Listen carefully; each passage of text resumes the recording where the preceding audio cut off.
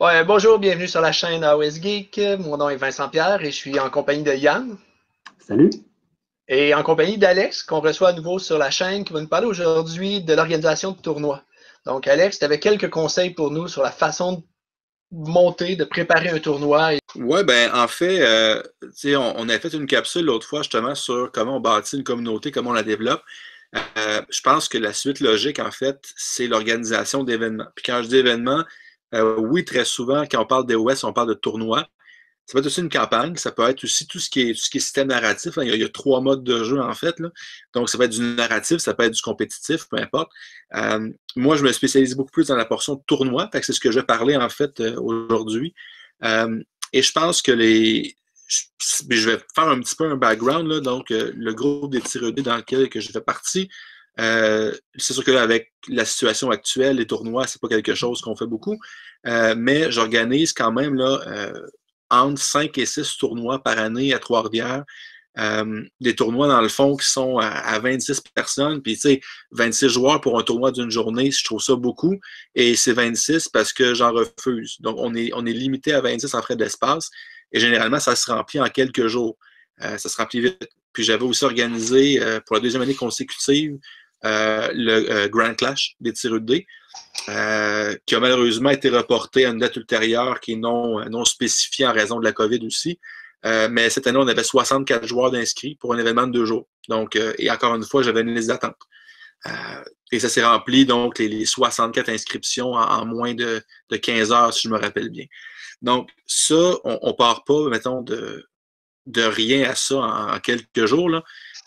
Les premiers événements, en fait, puis une fois qu'on a une communauté qui commence à être un peu consolidée, qu'on a un certain core, un noyau de joueurs assez solide, un nombre, ça prend 6. Moi, je pense que 6, c'est le chiffre magique pour faire un petit tournoi. On aime ça, voir c'est qui le meilleur des 6, on aime ça, avoir quelques bragging rights. Ben, à ce moment-là, souvent, encore une fois, en lien avec un magasin, on peut avoir. Moi, j'ai une très belle coopération avec le Gamerspot, c'est notre magasin à Trois-Rivières. Puis, je veux dire, là, je peux prendre pratiquement n'importe quelle date.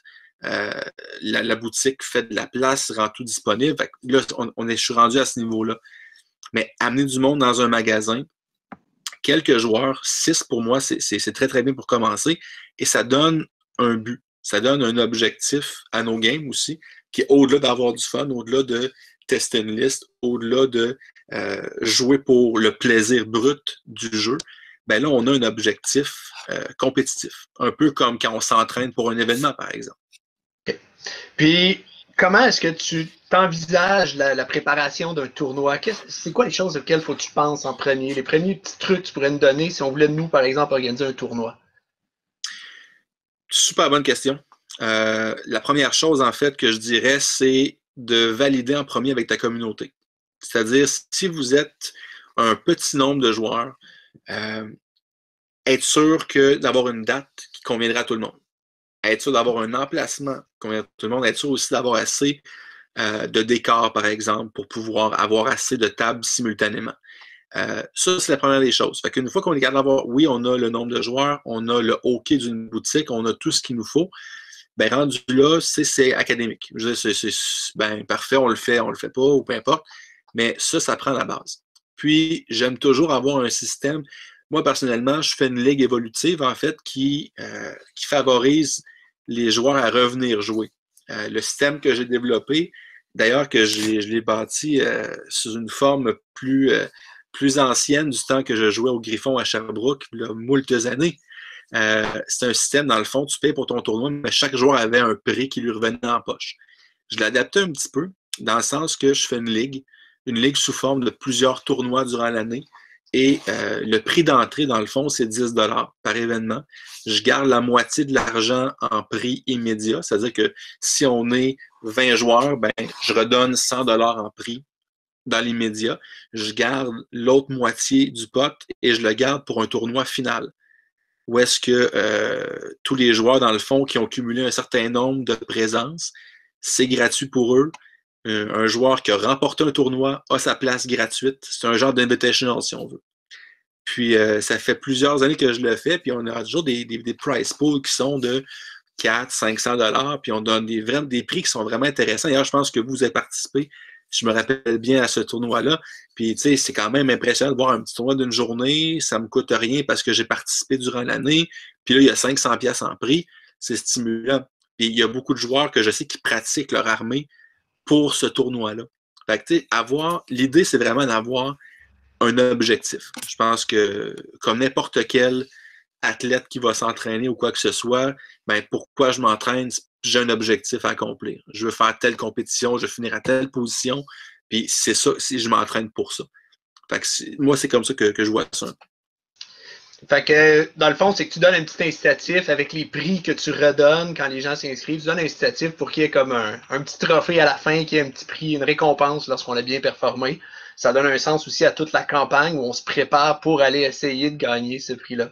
Ben, oui, exact. Puis aussi, je trouve que aussi du point de vue magasin, ça l'encourage beaucoup à nous supporter parce que, veux pas, l'argent qu'on récolte, ça lui revient en certificat cadeau ou en prix ou quoi que ce soit. Fait que pour lui, il y a du monde dans son magasin, ça dépense, il y a des prix, fait que c'est gagnant-gagnant, je pense. Autant que le magasin a besoin de la communauté pour survivre, on a besoin du magasin pour survivre aussi.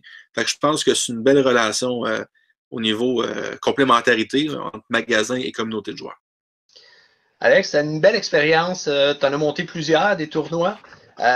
C'est quoi les difficultés que tu as rencontrées pour préparer tes tournois ou dans les journées même là, pour s'assurer que le déroulement se passe bien? Je dirais que premier obstacle que j'ai eu, c'est la COVID. Ça a été assez rough cette année. Mais nonobstant ça, je dirais un les plus gros défis en tant qu'organisateur. Puis là, on parle vraiment, là, on est rendu à un autre niveau parce que oui, on fait des tournois d'une journée, mais là, on est rendu à un niveau qu'on fait des événements. En fait, on aurait été, je ne veux pas braguer encore, mais un fait est un fait. Je pense qu'on aurait été cette année le plus gros tournoi des Ouest avec le Grand Clash au niveau du Canada. On n'est pas au niveau, loin du niveau du LVO des Lepticons. On n'est vraiment pas là. Au niveau du Canada, on est dans les tops, sinon le top en frais de nombre de joueurs. Donc, le premier défi, en fait, c'est toujours trouver de l'espace. Parce que plus on est de joueurs, plus ça prend de l'espace. Ça, c'est inévitable. Et ce n'est pas toutes les boutiques qui sont habilitées à avoir un nombre grandissant de joueurs.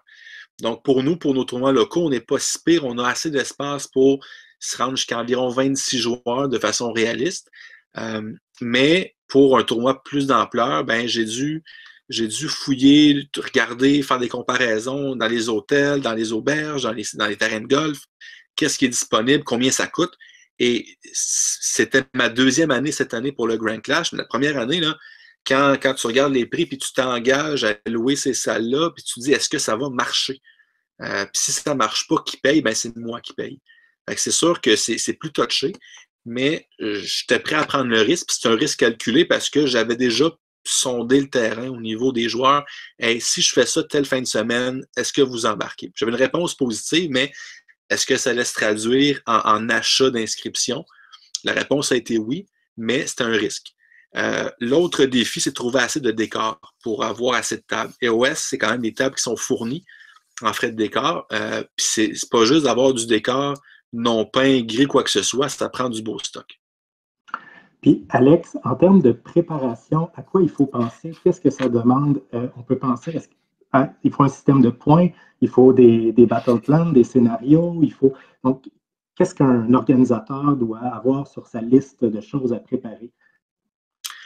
Je dirais au-delà de tout ce qui est préparation physique en frais de table, en frais de lieu, ça c'est toujours avoir bien sûr un système de scoring qui est connu, sous la forme d'un player pack. Moi je pense que c'est absolument indispensable. Un guide dans le fond. Oui, exact. Surtout lorsqu'on est dans un événement d'envergure sur 2 jours, par exemple, et qu'on évalue, exemple, la peinture, qu'on évalue le sportsmanship, dans le fond, en tant que prof, ça me prend une grille d'évaluation. Et comme les élèves aiment ça l'avoir, ils veulent l'avoir eux autres même avant pour cocher. Si je suis évalué sur ma peinture, ben qu'est-ce que je dois faire pour avoir des points? Fait que je suis capable, avant l'événement, de faire ma checklist. Je sais que je fais tel scénario avec tel système de scoring. Le mien fait pas l'unanimité, comme aucun système de scoring font l'unanimité, mais le mien, il est affiché. Fait que si tu viens à mon événement, comme moi, je compte entre autres les kill points. Donc, les unités détruites en iOS, normalement, si on suit les règles telles quelles, il n'y a aucun point dédié à la destruction d'unités, sauf dans le cas où c'est un cas d'égalité. Mais moi, je l'ai inscrit, je l'ai inclus. Il y a des gens qui n'aiment pas ce système-là parce qu'ils disent ben c'est pas ça le jeu. Le jeu, c'est tu gagnes ou tu perds. Donc, mais certains disent ben oui, c'est bien parce que si jamais c'est un scénario où j'ai de la misère, je peux me reprendre pour essayer d'aller gruger des points pour rendre une défaite qui est moins grave. J'avais une petite question. Tu as parlé de la peinture un peu, sur le scoring de la peinture. Puis, quelle importance tu accordes à ça, toi, comme organisateur de tournoi? On sait qu'à OS, il y a quelque chose d'esthétique dans le jeu. Jusqu'à quel point, pour toi, ça doit compter la qualité de la peinture lorsque les gens arrivent avec leur armée en tournoi? Encore une fois, ça dépend de l'événement. Pour les tournois d'une journée, non. C'est rare que je vais la compter. En fait, parce que le but, c'est que je ne veux pas non plus que la peinture soit un frein à la participation à un tournoi. Surtout dans les débuts d'une communauté, si tu restreins la participation ou si tu donnes des points additionnels pour un joueur qui est peint, puis qu'il y en a un ou deux dans la communauté, mais partent avec un gros avantage sur les autres. Puis, bon, c'est pas exactement le but. Par contre, quand on est rendu à un point de faire un événement, je dirais GT, donc de 2 jours, à beaucoup de joueurs, moi, je pense que c'est inévitable. En fait, dans mon scoring, 60% des points viennent des points de bataille, 20% de la peinture ou de la présentation, en fait, parce que c'est pas juste la peinture, c'est le plateau de présentation, c'est la qualité. Un autre 20% qui va pour le sportsmanship. Donc, parce que oui, ça reste un tournoi, mais je pense que c'est le fun d'être un gentleman, de bien agir avec respect et éthique avec tous ses adversaires. Peut-être une petite question, tu as parlé du sportsmanship, mais comment est-ce qu'on se prépare comme joueur à aller à un tournoi? Peut-être qu'on peut prendre quelques minutes juste pour répondre à ça. Là. Moi, je suis un joueur, je m'en vais à ton tournoi. Qu'est-ce qu'il faut que j'ai en tête? Là? Comment est-ce que je me prépare pour une belle journée? Ben écoute, pour avoir une belle journée, je pense qu'encore une fois, c'est de connaître tes battle plans, de connaître un peu quels sont les scénarios, quelle est la méthode de scoring aussi. Puis je pense qu'il faut que tu arrives là avec la mentalité pour avoir du fun aussi. Je sais que je vais faire rire quelques-uns de mes membres des tireux de dés avec ce que je vais dire, mais il faut que tu y ailles juste pour le fun. Si tu y vas pour gagner à tout prix, puis ta première game va vraiment pas comme tu le pensais, ou tu as un mauvais match-up en partant, un mauvais scénario, tu te fais casser la gueule, ben là, tu viens de scraper ta journée. Parce que tu avais des attentes, puis je dis pas pas avoir d'attente. J'en fais des tournois encore, puis chaque tournoi dans lequel j'entre, j'y vais avec l'idée que je vais gagner. C'est inévitable. En même temps, je sais très bien que je peux aussi très bien me faire casser la gueule la première partie, puis il ne faut pas que ça scrape ma journée. L'idée, j'ai perdu, OK, il a été meilleur que moi, le match-up, peu importe. Ben, super, excellent, move on, deuxième game, puis regarde, on va avoir du fun, puis on part à 0. Fait que je pense qu'il ne faut pas. J'ai vu beaucoup de joueurs, puis moi y compris aussi à quelques reprises, il y a plusieurs années, que j'arrivais dans un tournoi, puis une défaite tôt a carrément scrappé ma journée, puis c'est pas ça qu'il faut avoir en tête. Il faut avoir du fun, puis c'est ça qui est la magie du tournoi. Parce que le tournoi en tant que tel, c'est une excuse pour lancer des dés, pour jaser avec des chums, puis même des fois aller prendre une bière après. Puis c'est ça l'aspect social qui est vraiment le fun, qui est vraiment super stimulant. Puis voir du monde de Sherbrooke, de Trois-Rivières, de Montréal, de Québec, de Beauce, peu importe, de Victo, rassemblés autour d'une table pour parler de leur jet de dés qu'ils ont eu dans la game ou de leur charge impossible qu'ils ont réussi ou quoi que ce soit. Ben, ça, je trouve que c'est ça qui est stimulant dans ce jeu-là comme iOS. C'est l'aspect communautaire. Alex, est-ce que tu aurais des conseils à donner sur comment attirer des gens, donc faire connaître son tournoi pour avoir un maximum de participants? Puis, deuxième question, est-ce qu'il existe des ressources pour les organisateurs de tournois? Deux très bonnes questions, Yann. En fait, la première, pour faire connaître son événement, ben, ce que je fais souvent, c'est que j'appelle les boutiques, j'écris sur leur page Facebook, j'essaie de rendre accessible le plus possible parce que ne serait-ce qu'une personne qui vient d'une autre place, qui dit hey, j'ai rien cette fin de semaine-là, je vais aller faire un tour, voir pour le fun. Si cette personne-là a appris son expérience, il va en reparler dans son groupe et peut-être la prochaine fois, ça va être 2, 3, 4, 5 joueurs. Je pense qu'aussi en tant que joueur, d'aller voir d'autres tournois, rencontrer les gens, ça revient un petit peu à tout ce qui est l'aspect leadership, l'aspect outgoing, l'aspect faire connaître le hobby, ça revient un petit peu à ça, voir qu'est-ce qui se fait ailleurs, rencontrer des nouvelles personnes. Et comme tu l'as mentionné, c'est comme ça qu'on s'est rencontrés, en fait, c'est dans un tournoi qui était dans aucune de nos régions. Donc, c'est une région qui était entre les deux, puis on est allé là, puis on s'est rencontrés, puis après ça, on s'est rejasé, puis hey, venez faire un tour, puis, et là, c'est rendu comme ça. Fait que je pense que pour mousser les événements, ben, il n'y a pas 56 000 façons, il faut en parler. Puis on a plein de plateformes pour le faire, les magasins eux-mêmes ou sur les pages Facebook des événements. Pour ce qui est d'organisation aussi, moi, je fais partie d'une page Facebook que le nom exact m'échappe, mais c'est une page, dans le fond, une page d'organisateur d'événements, de tournois de Warhammer 40 000 et Age of Sigmar, qui est pratiquement la plupart des boutiques qui font des tournois au niveau du Québec. Donc, c'est pour éviter justement que les boutiques fassent leurs événements en même temps. Et c'est une façon aussi de regarder qu'est-ce qui se passe à Trois-Rivières, voici qu'est-ce qui se passe à Montréal, voici qu'est-ce qui se passe à Québec. Et on peut faire de la publicité parce que pour un magasin, d'envoyer ses joueurs ou de les diriger vers un tournoi, ben ça fait juste hey, je suis allé, mettons, à Québec, j'ai vu telle liste, ça m'a fait triper, j'ai envie de l'acheter, j'ai envie de la monter. Ben, ils vont acheter chez vous. Fait que c'est du gagnant-gagnant, puis je trouve que c'est une bonne façon aussi, c'est un bel outil si une personne désire organiser des événements, d'aller sur ce genre de page-là aussi.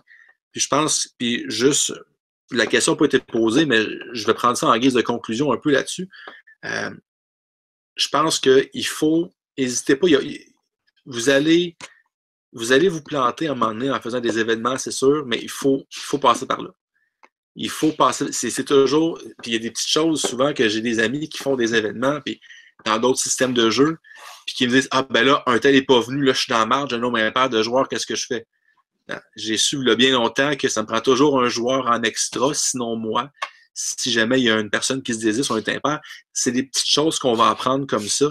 C'est des petits conseils, des petits trucs, mais allez-y, essayez-les, puis s'il y a quoi que ce soit, de toute façon, au pire, je pourrais peut-être laisser là, mon profil ou quoi que ce soit Facebook. S'il y a des personnes qui veulent un coup de main dans l'organisation d'événements, mon profil, dans le fond, gaming, c'est Adeptus Diceus. Je vous l'enverrai, vous pourrez le mettre là, quelque part, peut-être présentement au bas de l'écran. N'hésitez pas à communiquer avec moi si vous voulez avoir des conseils. J'ai aidé beaucoup de personnes, j'en fais beaucoup, puis je pense que je suis arrivé à un point que je suis pas mal en contrôle de comment organiser des événements, puis je pense que ceux que j'organise, vous pourrez en témoigner, sont généralement plaisants. On a un beau groupe, puis je pense que c'est comme ça aussi. Puis si vous avez des événements aussi à publier, ça va nous faire plaisir sur les tireurs, entre autres, de les publier et dans toutes les boutiques au Québec aussi. Merci Alex pour tes conseils, tes commentaires sur comment monter un tournoi, comment l'organiser. En effet, tes tournois, on a eu du fun, moi et Yann, à y aller. On a hâte d'ailleurs que la COVID soit réglée pour qu'on puisse participer à ton Grand Clash. Je suis en train de peindre d'ailleurs mes Bloodthirster de Khorne pour être prêt pour le tournoi, ça devrait être correct. Ça nous a laissé du temps de plus pour peindre nos armées. Il y a ça de bon au moins. Là. Plus aucune excuse. Là, il n'y a plus d'excuses pour arriver avec une armée pas peinte. Là. Merci beaucoup. Yann, est-ce que tu avais quelque chose à rajouter? Non, merci beaucoup Alex. Ça a été vraiment intéressant. Puis on se revoit prochainement peut-être pour une autre capsule. Ce sera avec plaisir.